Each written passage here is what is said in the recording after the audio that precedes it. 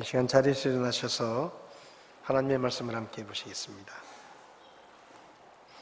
마가복음 10장 17절에서 22절까지 말씀을 우리 한 목소리로 같이 읽도록 하겠습니다. 그분께서 길로 나아가실 때 한 사람이 달려와 그분께 무릎을 꿇고 그분께 여쭙되 선한 선생님이여 내가 무엇을 하여야 영원한 생명을 상속받으리까 하며 예수님께서 그에게 이르시되 내가 어찌하여 나를 선하다 하느냐 한 분 곧 하나님 외에는 선한 이가 없느니라. 내가 간음하지 말라, 살인하지 말라, 도둑질하지 말라, 거짓 증언하지 말라, 속여 빼앗지 말라, 내 아버지와 어머니를 공경하라 하는 명령들을 아느니라 하시니 그가 그분께 응답하여 이르되 선생님이여 이 모든 것은 내가 어려서부터 준수하였나이다 하거늘 이에 예수님께서 그를 보시고 그를 사랑하사 그에게 이르시되 내게 한 가지 부족한 것이 있으니 내 길로 가서 내게 있는 것은 무엇이든지 팔아 가난한 사람들에게 주라. 그리하면 하늘에서 내게 보화가 있으리라. 그리고 와서 십자가를 지고 나를 따르라 하시니 그가 많은 소유를 가졌으므로 그 말씀을 듣고 슬퍼하여 근심하며 가니라. 아멘. 기도하겠습니다. 하나님 아버지, 오늘도 저희가 하나님의 말씀을 나눌 때 주의 성령님께서 우리를 가르치시고 주의 말씀을 깨닫게 해주시기를 기도합니다. 세상의 혼탁한 시대 속에서 우리가 하나님의 말씀을 더 가까이 하게 하시고 하나님의 지혜를 잘 배워서 하나님의 백성답게 하나님의 자녀답게 빛과 소금의 역할을 잘 감당할 수 있도록 저희들을 가르쳐 주시옵소서. 부족한 종을 주님께서 써주시고 오직 하나님의 말씀만 선포되게 도와주시옵소서. 예수님의 이름으로 기도했습니다. 아멘. 자리에 앉으시겠습니다.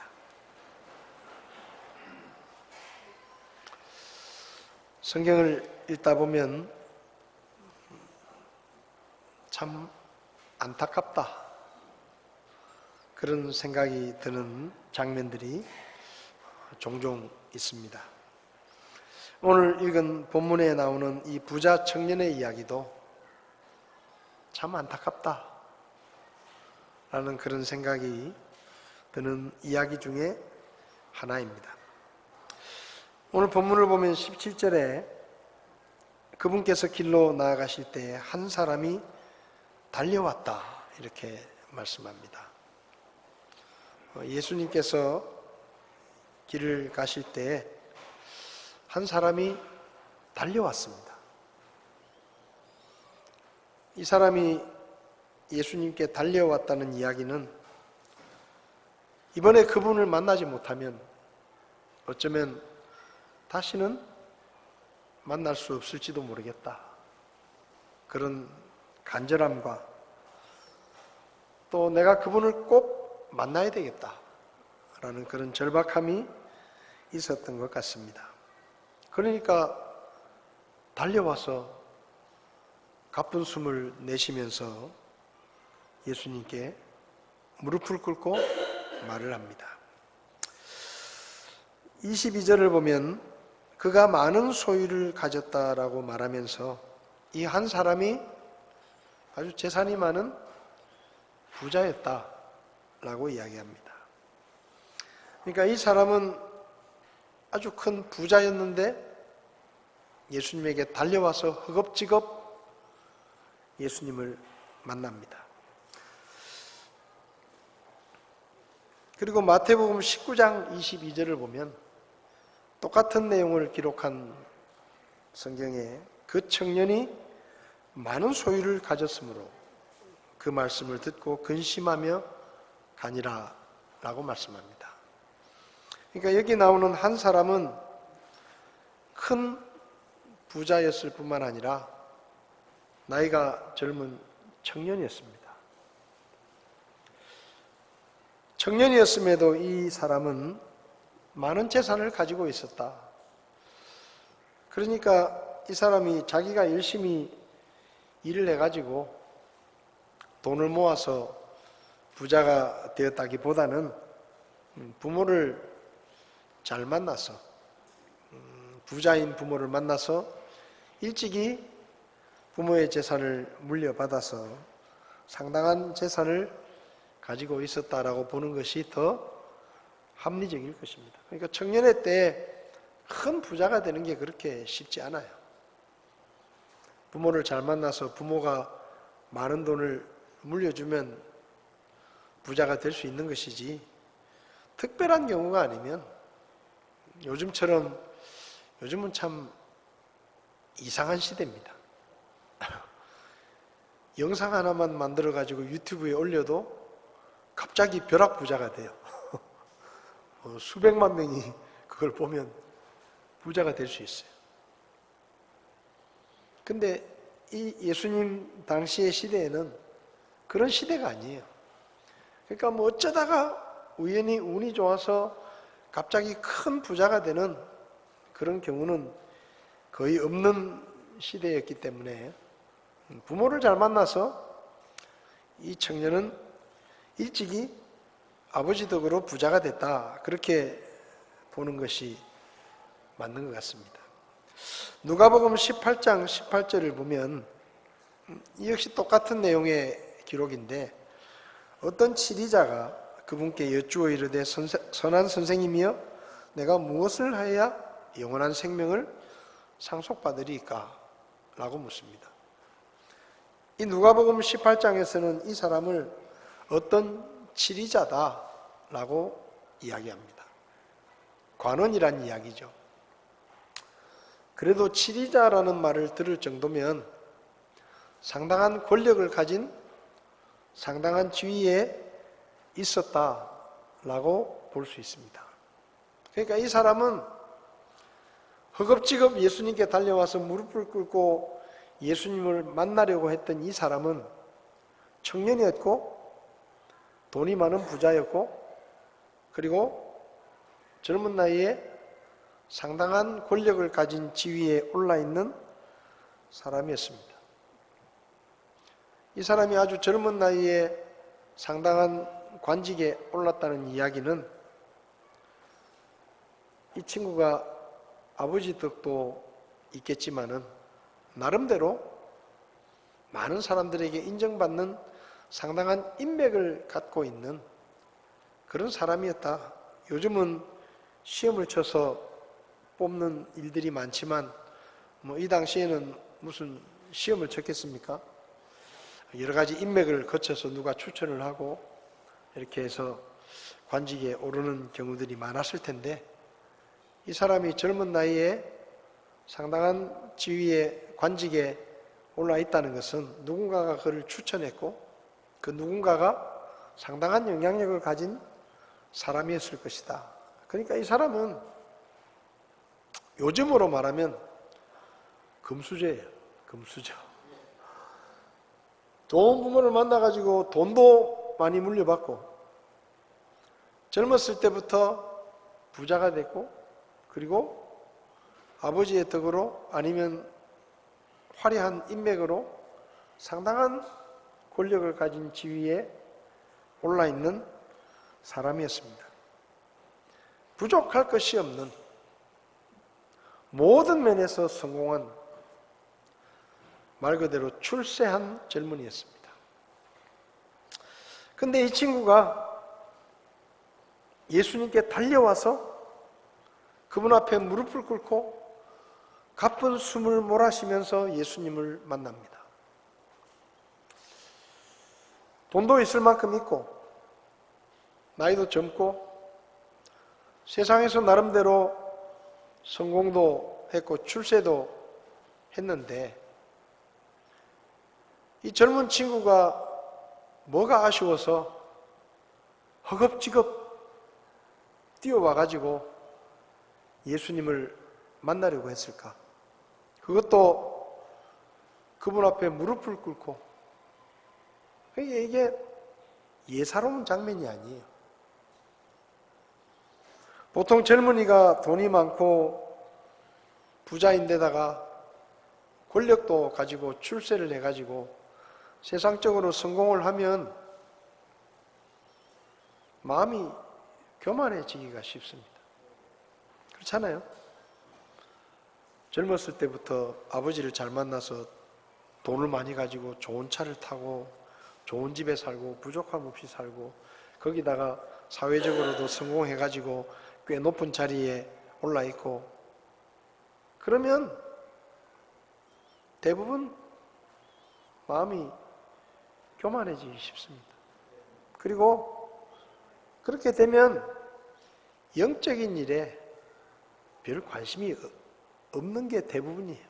그저 먹고 즐기고 세상의 것들을 즐기느라고 그냥 이 세상에 있는 것들을 관심을 갖지만 뭐 죽은 후에 천국이니 지옥이니 영생이니 이런 데 대해서는 사실 별 관심이 없어지게 됩니다. 돈이 많고 성공했고 부족함이 없는데 그것도 젊은 나이에 뭐 그런 청년이 뭐가 아쉽다고 영적인 일에 관심을 갖겠습니까? 근데 이 청년은 달랐어요. 이 청년은 가진 재산이 많고 사회적으로 성공했고 나름대로 부족함 없는 삶을 살았지만 그 마음속에 뭔가 공허함이 있었습니다. 그리고 이 청년은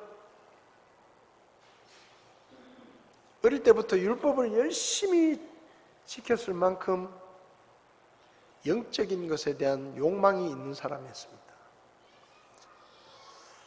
근데 돈도 많고 나이도 젊고 권력도 가졌고 나름대로 종교 생활도 열심히 했는데 남보다 더 열심히 했는데 마음에 만족감이 없는 겁니다. 그래서 그 마음의 빈자리를 채우기 위해서 영적인 관심을 가지고 예수님을 만나러 찾아온 겁니다. 그냥 한번 뭐 워낙 유명한 사람이라 그러니까 한번 가서 얼굴이나 보자 이런 마음이 아니에요. 달려왔다 그랬어. 에이 뭐 못 보면 그만이지 그런 마음이 아니라니까요. 내가 꼭 그분을 만나서 반드시 내가 그분을 만나서 내 마음속에 궁금한 것들 내 마음속에 채워지지 않는 이 빈자리에 대한 이유를 그분에게 내가 꼭 들어야 되겠다라는 마음이 간절했습니다. 그러니까 달려오죠. 그 동네 사람들은 이 청년을 다 알 거예요. 부자인데다가 상당한 권력을 가진 사람이니까 이 동네 사람들은 대부분 그 사람이 뛰어다니면 다 얼굴을 알아볼 겁니다. 근데 이 사람이 열심히 뛰어옵니다. 예수님을 만나기 위해서. 그리고 사람들이 어떻게 생각하든지 상관없이 무릎을 꿇고 예수님을 만납니다. 이거 쉬운 일 아닙니다. 쉬운 일 아니에요. 젊은 청년이 꽤 이름이 알려진 나름대로 지위가 높은 사람이 예수님이 아무리 유명하다지만 그분 앞에 나와서 무릎을 꿇고 머리를 조아리며 말을 한다는 것은 그렇게 쉬운 일이 아닙니다. 근데 이 청년은 그런 마음이 있었어요. 선한 선생님이여, 내가 무엇을 하여야 영원한 생명을 얻겠습니까? 이 청년의 관심은 영원한 생명이었습니다. 돈이 아니었습니다. 선생님, 제가 어떻게 하면 돈을 더 많이 벌 수 있습니까? 선생님, 제가 어떻게 하면 세상에서 좀 더 큰 성공을 거둘 수가 있겠습니까? 제가 어떻게 하면 더 높은 지위에 오를 수 있겠습니까? 그게 이 청년의 관심이 아니에요. 이미 이 청년은 그런 관심들은 별로 없어요. 왜? 다 가지고 있어요. 근데 마음속에 영원한 생명에 대한 갈급함이 있는 겁니다. 예수님께서 왜 나를 선하다 하느냐? 선한 분은 하나님 한 분밖에 없다 라고 말씀하십니다. 그리고 청년에게 말합니다. 내가 간음하지 말라, 살인하지 말라, 도둑질하지 말라, 거짓 증언하지 말라, 속여 빼앗지 말라, 내 아버지와 어머니를 공경하라 하는 하나님의 말씀을 네가 알고 있지 않느냐. 이 말씀은 이 청년이 영원한 생명을 사모하는 마음이 있고, 그리고 그 영원한 생명을 얻기 위해서 나름대로 하나님의 말씀을, 율법을 열심히 지키면 영원한 생명을 얻을 줄로 생각하고 열심히 율법을 지켰다는 것을 예수님이 이미 알고 계시는 거예요. 그래서 네가 너에게 영원한 생명 어떻게 얻느냐고 네가 묻는데 네가 그 답을 알고 있지 않느냐 라고 대답하시는 겁니다. 그러니까 이 청년이 놀라운 대답을 합니다. 선생님, 그 모든 것은 내가 어려서부터 다 지켰습니다. 여러분, 이 굉장한 말이에요. 청년입니다. 아버지가 엄청난 부자입니다. 그래서 자기도 돈이 많습니다. 나름대로 어린 시절에 출세해가지고 상당한 권력을 가지고 있습니다. 그 정도 되면 다른 사람들을 우습게 여기고 약한 사람들을 갑질하고 괴롭히고 이러면서 살 법한데, 이 청년은 선생님, 제가 간음하지 말라, 살인하지 말라, 도둑질하지 말라, 거짓 증언하지 말라, 속여 빼앗지 말라, 내 아버지와 어머니를 공경하라는 그 모든 말씀들을 제가 지금까지 철저하게 다 지키면서 살았습니다 라고 대답합니다. 완벽한 사람이에요. 완벽한 사람. 돈 있고 힘 있고 인격도 훌륭하고 행동도 바르고 올바른 삶을 살고 있습니다. 무엇 하나 흠잡을 게 없어요. 거짓이 아니었을 것입니다. 예수님께서 물으실 때 망설이면서 대답한 게 아니에요. 예수님이 네가 그 말씀들을 다 알지 않느냐라고 예수님의 말씀이 끝나자마자 예수님, 제가 어려서부터 모든 명령들을 철저하게 제가 지켰습니다. 이렇게 대답하는 겁니다. 머리를 극적이지도 않습니다. 자신 있게 당당하게 자기가 지금까지 그렇게 살았다, 최선을 다해서 율법을 지키면서 살았습니다. 그런데 아직 저는 영생을 얻지 못했습니다. 그러니까 제가 당신을 찾아왔고, 제가 어떻게 해야, 무엇을 해야 이런 것들을 열심히 했는데 아직도 제 마음속에는 영원한 생명에 대한 확신이 없습니다. 제가 뭘 더 해야 되겠습니까? 라고 묻는 것입니다. 예수님께서 대답하십니다. 21절에 내게 한 가지 부족한 것이 있으니 내 길로 가서 내게 있는 것을 무엇이든지 팔아 가난한 사람들에게 나눠주라. 그리고 하늘에서 보화가 있을 것이니 나를 따르라 라고 말씀하십니다. 네가 가진 전 재산을 팔아서 가난한 사람들에게 나눠주고 그리고 나를 따르라 라고 말씀하십니다. 어떤 이들은 이 말씀을 보면서 예수님을 믿으려면 재산을 다 팔아가지고 사람들에게 다 나눠줘야 그래야 예수님을 믿는다고 말할 수 있는 것이냐 라고 생각합니다. 전 재산을 팔아서 나눠주고 예수님을 믿으라고 하면 믿을 사람이 누가 있겠느냐? 예수 믿는 게 정말 어렵구나, 그렇게 생각할 것입니다. 근데 예수님께서 지금 이 청년에게 내 전 재산을 팔아 사람들에게 나눠주고 나를 따르라 라고 말씀하신 것은 모든 사람이 예수님을 믿고 따르려면 전 재산을 팔아가지고 다 나눠줘야 된다라는 그런 말씀이 아니라 이 청년에게 지금 한 가지 부족한 것이 바로 그것이기 때문이었습니다. 돈에 대한 애착, 물질에 대한 욕망, 그것이 이 청년에게 예수님을 믿는데 방해물이었기 때문에 예수님은 이 청년에게 재산을 팔아서 나눠주고 나를 따라오너라 라고 말씀하신 거예요. 모든 사람에게 나를 따라오려거든 전 재산을 팔아서 나눠주고 빈손으로 나를 따라오라고 주님은 그렇게 말씀하지 않으셨습니다. 믿음의 조상인 아브라함에게 하나님이 뭐라고 말씀하셨습니까? 네가 고향 본토 친척 아버지 집을 떠나라 그렇게 말씀하셨어요.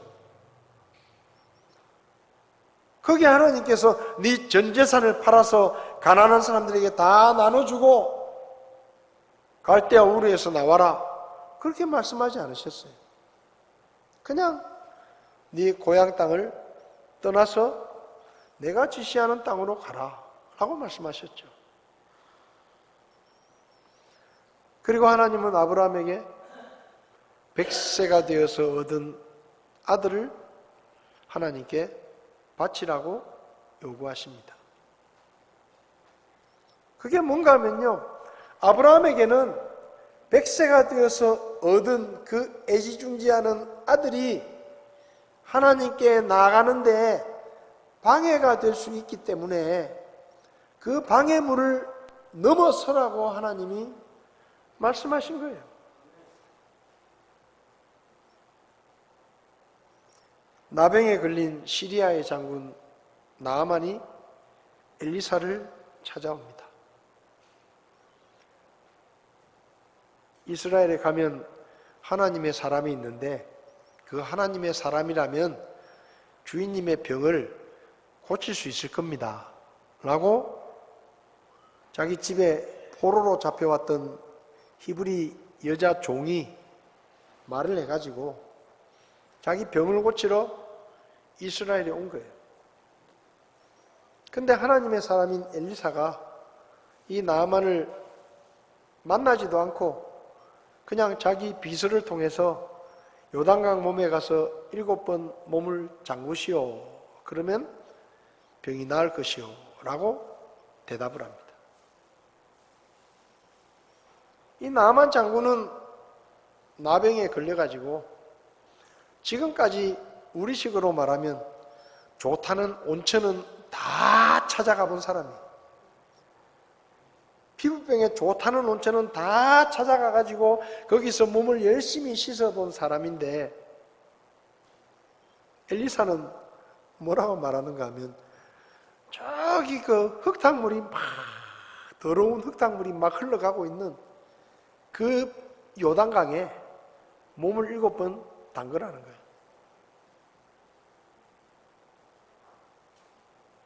이 나아만이 생각하는 겁니다.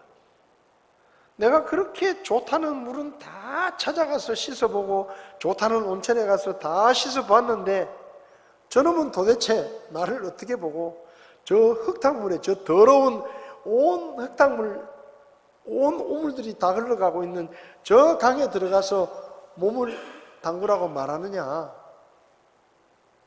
맞지 않는 거예요, 상식적으로. 그래서 이 나아만이 화를 내면서 저런 정신 나간 놈이 있나? 우리나라에 가면 이 요단강보다 훨씬 깨끗한 물이 많고 물 좋은 데가 많은데 하필이면 저 더러운 물에 가서 저 흙탕물에 들어가서 몸을 씻으란 말이냐? 말 같지도 않은 소리 하고 있다라고 화를 내면서 돌아가려고 합니다. 그럼 왜 하나님의 사람인 엘리사가 나아만에게 요단강에 들어가라고 요구했을까요? 자기의 상식과 자기의 생각을 뛰어넘으라는 이야기입니다. 하나님의 말씀에 순종하기 위해서 네가 가진 고정관념과 네가 가진 생각과 네 고집을 버려야 믿음을 가질 수 있다는 얘기예요. 그 나만이 화가 나서 돌아가려고 하니까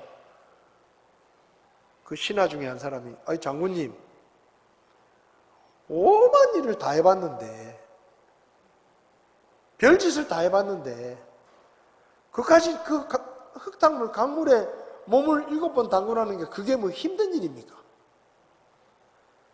그보다 훨씬 멀리 가서 몸을 씻기도 하고 그보다 더한 일도 얼마든지 했는데 아니 그 사람이 시킨 대로 한번 해보십시오. 혹시 압니까? 혹시 압니까? 그 말 같지도 않은 얘기지만 뭔 일이 일어날지 혹시 모르지 않습니까? 그러니까 한번 해보세요.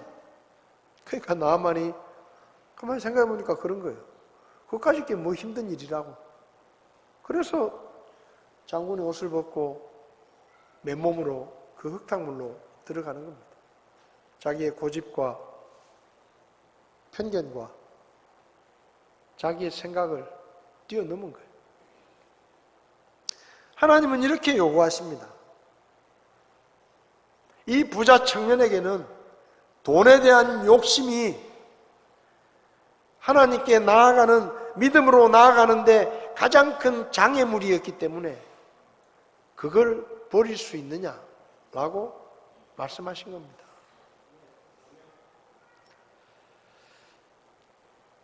마태는 세리였습니다. 돈을 잘 버는 사람이었습니다. 근데 예수님께서 그를 부르십니다. 그러니까 마태가 그 세금을 걷고 있던 책상에서 다 손을 내려놓고 예수님을 따라 나섭니다. 마리아는 예수님의 하나님의 말씀을 들었습니다. 천사를 통해서. 근데 그 하나님의 말씀을 믿고 순종하기 위해서는 사랑하는 약혼자와의 결혼을 포기해야 합니다. 행복한 결혼 생활을 포기해야 됩니다. 근데 마리아는 그것을 포기하고 가장 큰 방해물인 그것을 뛰어넘어서 하나님의 말씀에 순종합니다. 마태복음 4장을 보면 예수님께서 베드로와 안드레를 부르십니다. 고기를 잡고 있었어요. 물고기를. 직업이 어부였습니다. 나를 따라오너라. 내가 너희로 사람을 낚는 어부가 되게 하겠다. 부르셨습니다. 근데 성경을 보면 베드로와 안드레가 배와 그물을 버려두고 예수님을 따라 나섰다. 그 다음에 야고보와 요한은 자기 아버지하고 그물을 싣고 있다가 예수님께서 부르시니까 아버지와 배와 그물을 다 버려두고 예수님을 즉시 따라 나섰다.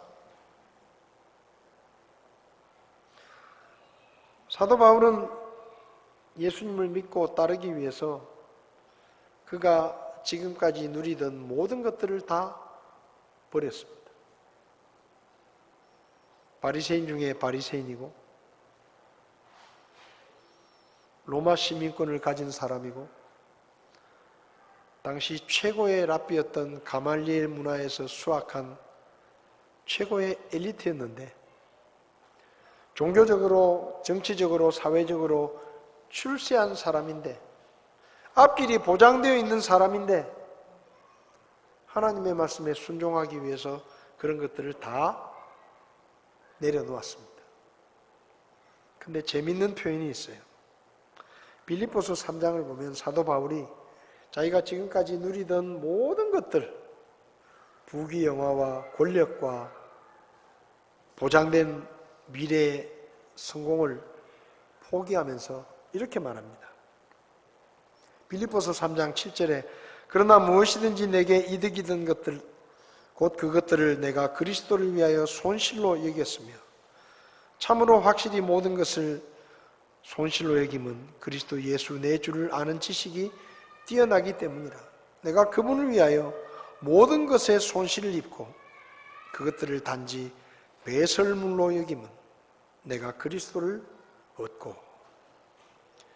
나는 그리스도를 얻기 위해서 내가 지금까지 누리던 모든 것들을 손해봤다, 버렸다. 근데 그 손해봤다라는 표현을 뭐라고 표현하는가 하면 배설물로 여겼다. 다시 말하면 내가 지금까지 누리던 그 세상의 그 모든 것들을 배설물처럼 버렸다. 그게 무슨 말이에요? 한치의 미련도 없이 버렸다라는 말입니다. 주저함이 없이 버렸다는 말이에요. 여러분, 우리가 화장실에 가서 볼일을 봅니다. 아쉬우신가요? 화장실에 가서 볼일 보면서 아이고 아까워. 너무너무 싫은데. 이거 내보내기 너무 싫은데. 아까워서 어떻게 바들바들 떨면서. 그리고 볼일을 보고도 미련이 남아서 물을 내리지 못하고 망설이고 내릴까 말까 내릴까 말까 한 5분만 쳐다보다가 내릴까? 그렇게 하시나요? 여러분들은 어떤지 모르지만 저는 그렇게 안 합니다. 미련 없이 냄새도 나잖아요. 즉시 내립니다. 어떨 때는 중간에 내릴 때도 있습니다. 아무 아까운 마음이 없어요. 미련이 없어요. 다 내려갔다고 해서 아쉬워하지도 않아요. 손해봤다고 생각하지도 않습니다. 시원하다.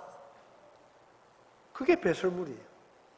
근데 사도 바울이 자기가 지금까지 누리던 세상의 권력과 세상의 부귀영화와 앞으로 누리게 될 모든 것들을 손해봤는데 그건 손해본 게 아니라 배설물처럼 버렸다. 아낌없이 주저함 없이 내가 예수님을 얻기 위해서 그런 것들을 버린 일은 하나도 아깝지 않다 이거예요. 그냥 미련 없이. 사도 바울은 뛰어넘은 겁니다. 예수님께서 말씀하시죠. 내가 한 가지 부족한 게 있다. 네가 아직도 뛰어넘지 못한, 네가 진짜 믿음을 갖기 위해서, 영원한 생명을 얻기 위해서 네가 뛰어넘어야 되는, 내려놓아야 되는 방해물이 있는데 그게 바로 네 돈이다. 그걸 버려야,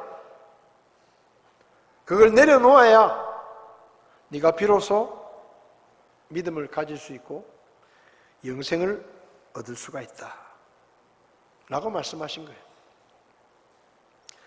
아브라함에게 아들이, 베드로와 요한에게 평생 직업이었던 배와 물고기 잡는 그물이, 마리아에게 사랑하는 약혼자와 결혼하고 달콤한 신혼생활, 가정생활이 그들이 뛰어넘어야 할 방해물이 될 수 있었기 때문에 하나님은 그 방해물을 내려놓으라고 말씀하신 것입니다. 이 청년은 영적인 일에 관심이 많았습니다.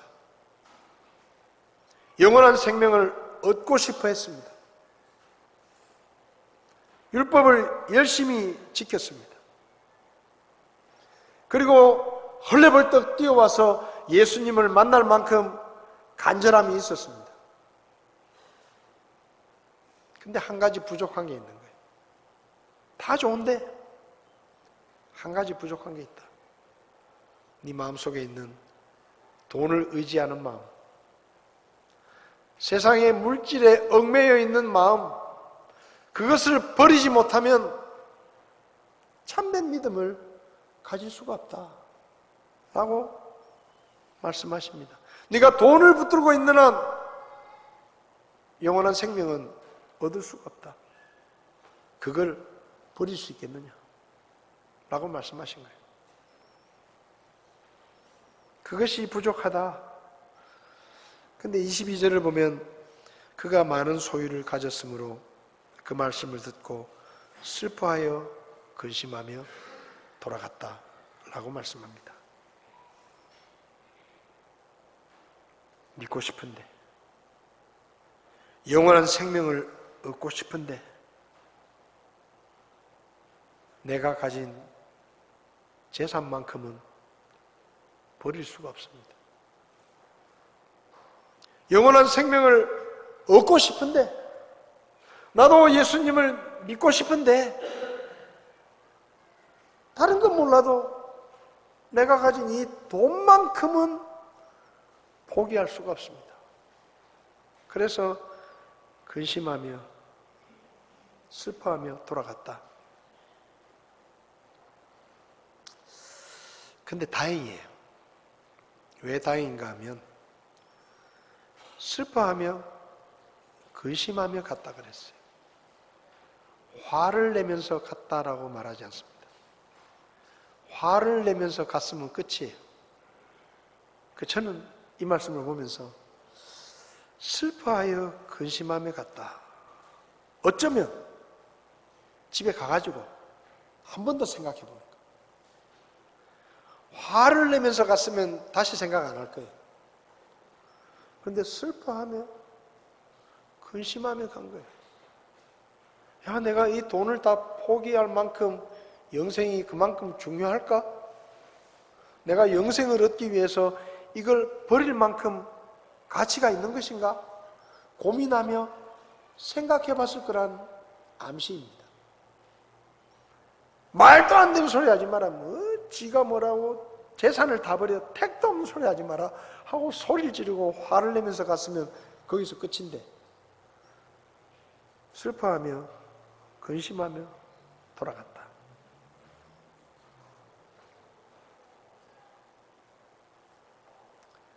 그림을 하나 보여드리면, 이 그림은 영국의 화가인 19세기 화가인 조지 프레드릭 와츠라는 사람이 그린 그림입니다.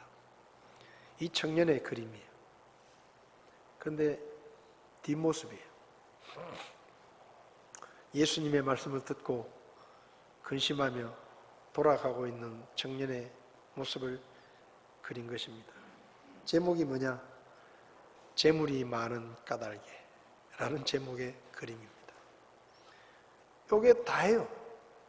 이 청년의 전신이 그림을 꽉 채우고 있습니다.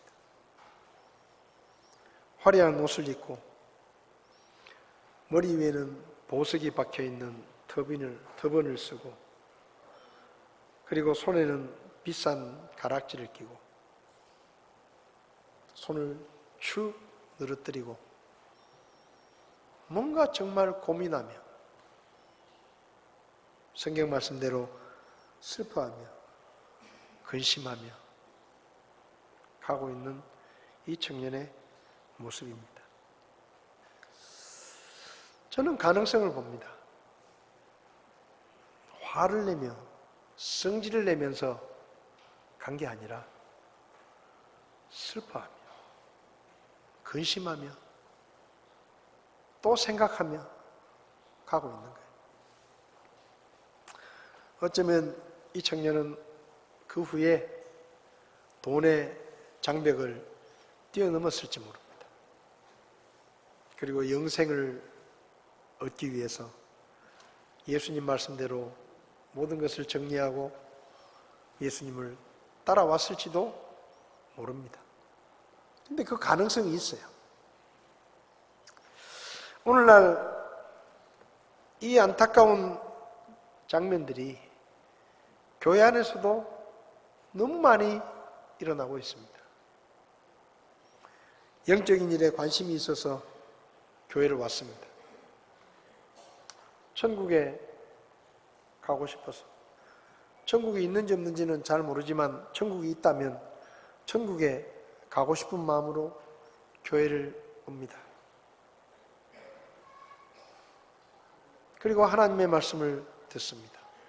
그런데도 자기의 고집과 자기의 생각을 넘어서지 못하고 세상에서 배운 세상의 가르침과 사람들의 충고를 넘어서지 못하고 세상의 부귀영화와 세상에 있는 것들을 내려놓지 못하고 영생의 문턱에서 돌아서는 그런 사람들이 많습니다. 구원의 문제뿐만 아니라 오늘날 교회 안에 하나님의 말씀을 듣고 믿음으로 순종해야 하는데 하나님의 뜻대로 살고 싶다고 이야기하면서도 그 믿음을 선택하면 돈을 조금 손해보는 게 싫어서, 시간을 조금 손해보는 게 싫어서,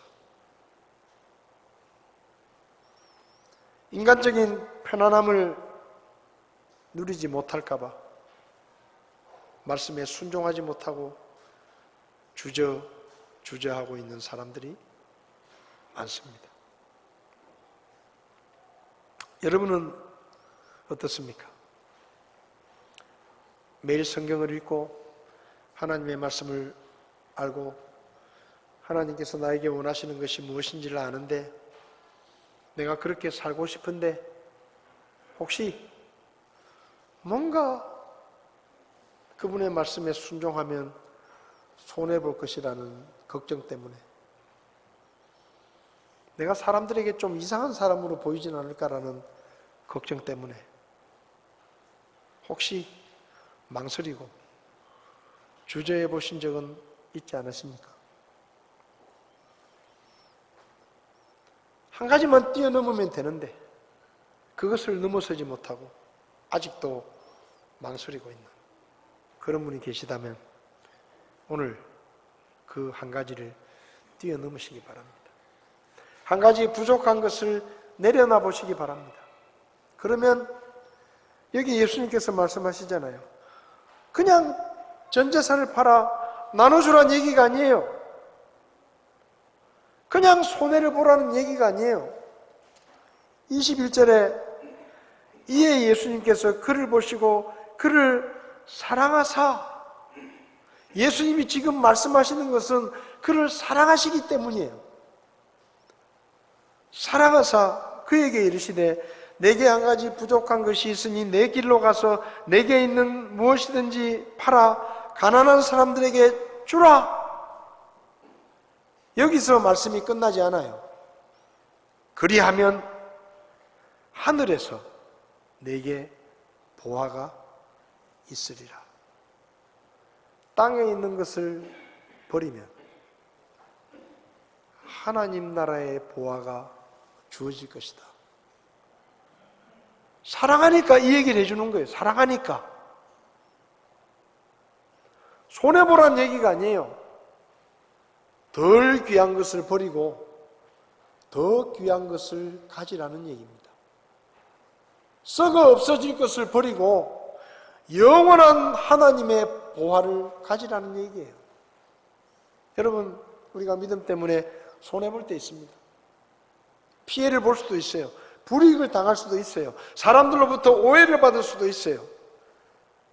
비난을 받을 수도 있습니다.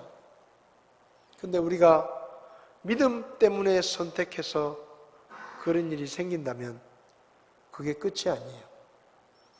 하나님의 보상이 있습니다. 하나님께서 갚아주십니다. 우리가 믿음을 선택했을 때 천국으로 우리에게 보상해 주셨잖아요. 하나님의 말씀에 순종하면, 믿음으로 한 걸음 나가면 손해보는 것처럼 보이지만 손해보는 게 아니에요.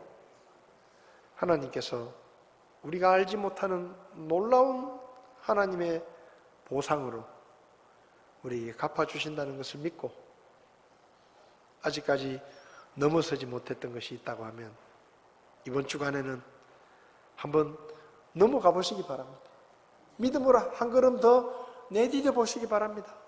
그러면 그곳에 우리가 알지 못했던 하나님의 놀라운 축복이 있다는 것을 우리가 경험하게 될 것입니다. 기도하시겠습니다.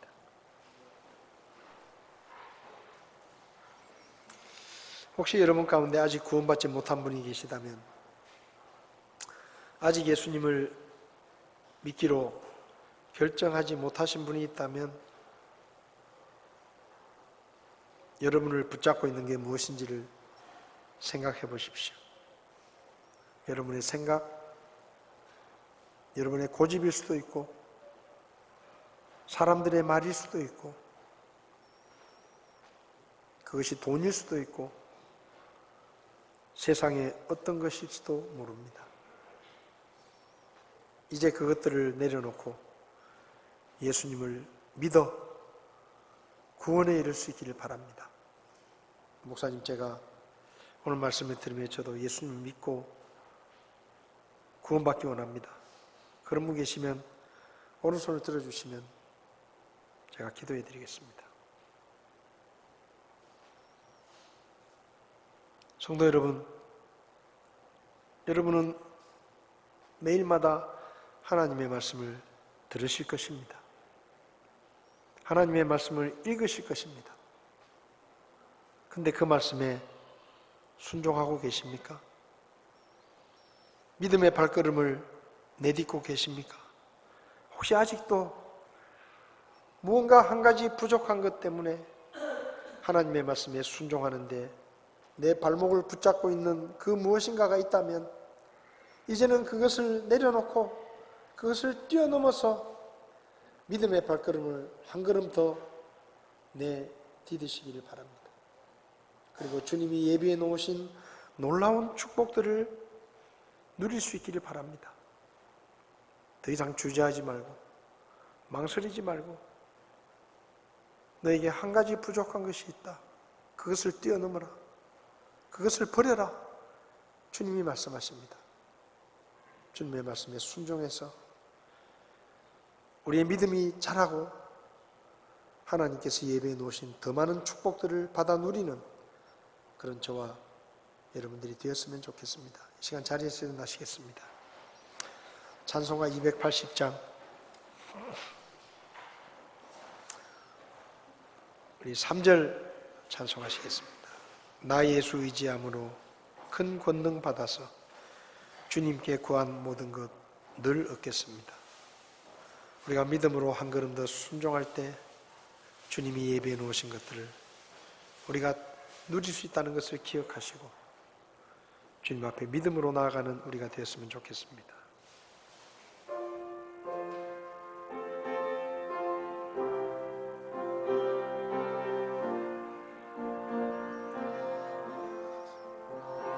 나 예수 의지함으로 큰 권능 받아서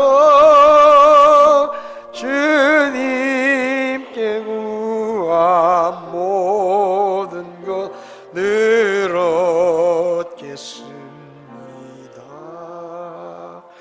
내 죄를 씻기 위하여 피 흘려 주시니 고되게 하는 마음으로 주 앞에 찬송을 멈추시고 자리에 앉으시겠습니다. 이 시간 하나님 앞에 기도하시기 바랍니다. 하나님, 제가 말씀에 순종하기 위해서 넘어서야 될 방해물들이 있습니다. 이번에는 그 방해물을 넘어서서 믿음의 발걸음을 한 걸음 더 내디뎌서 주님이 예비하신 놀라운 축복들을 내 것으로 만들어 누리는 삶을 살게 도와주십시오. 더 이상 주저하고 망설이고 주저앉아 있지 않게 하시고 믿음으로 순종의 발걸음을 한 걸음 더 내딛기 원합니다. 저를 도와주십시오. 기도하시기 바랍니다.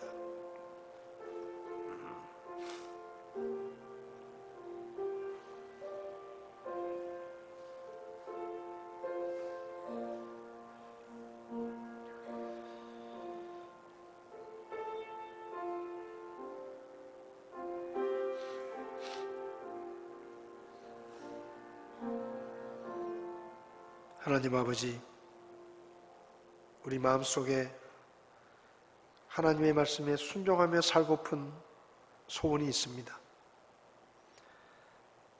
하나님의 뜻을 이루는 삶을 살고픈 소원이 있습니다.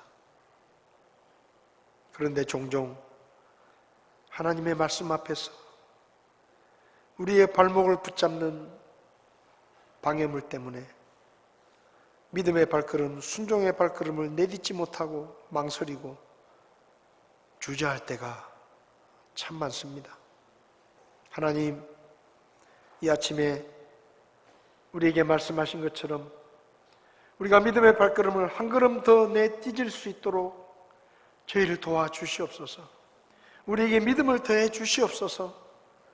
방해물이 되는 것들을 벗어버리고 믿음으로 한 걸음 더 주님께 가까이 나아가서 하나님이 예비해 놓으신 놀라운 축복들을 내 것으로 받아 누리며 더 풍성한 믿음의 삶으로 하나님 앞에 쓰임받게 저희를 도와 주시옵소서. 예수님의 이름으로 기도했습니다. 아멘. 예배를 마치겠습니다.